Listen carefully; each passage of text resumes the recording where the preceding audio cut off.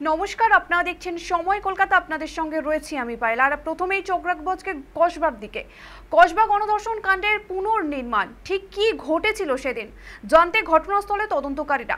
শুক্রবার সকালেই কসবার সাউথ ক্যালকাটা ল কলেজে আনা হয় মূল অভিযুক্ত সহ 3 অভিযুক্তকেই। আনা হয় ঘটনার দিন ডিউটিতে থাকা নিরাপত্তারক্ষীকেও।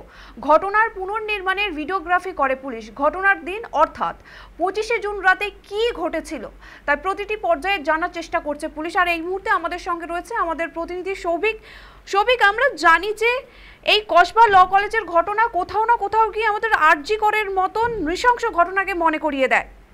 আর এই যে এতদিন তদন্ত হলো কসবা ল কলেজ নিয়ে এবং তারপর 3 অভিযুক্তকে সেই কলেজেই নিয়ে আসা হলো তদন্ত করার জন্য, কি জানতে পারলো তদন্তকারীরা? বিস্তারিত যদি জানাও।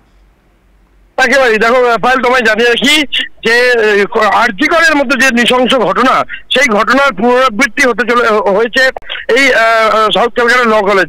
এবং আমরা জানি যে ইতিমধ্যেই কিন্তু তদন্তে অনেকটাই অগ্রগতি হয়েছে সাউথ ক্যালকাটা ল কলেজ।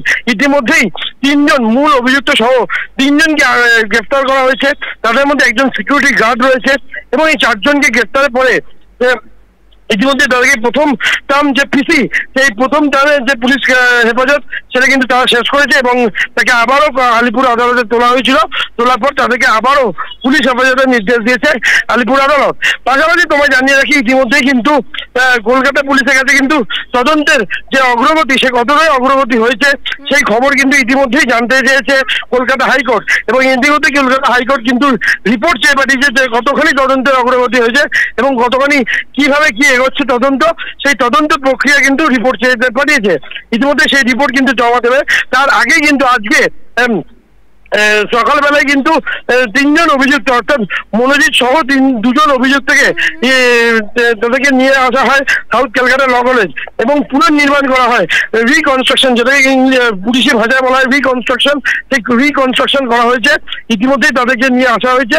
তারা কিভাবে কোন পথে এগিয়ে ঢুকেছিল, কোন রুমে ঢুকেছিল, সেই সব বিষয় কিন্তু ইতিমধ্যেই রিকনস্ট্রাকশন করা হয়েছে বলেই পুলিশ সূত্রে খবর। ধন্যবাদ সৌভিক। এইদিকে আমাদের চোখ থাকবে আজকে সারাদিন। যেমনটা জানানো যে গণধর্ষণের ঘটনার পুনর্নির্মাণের জন্য আনা হয় 3 অভিযুক্তকে।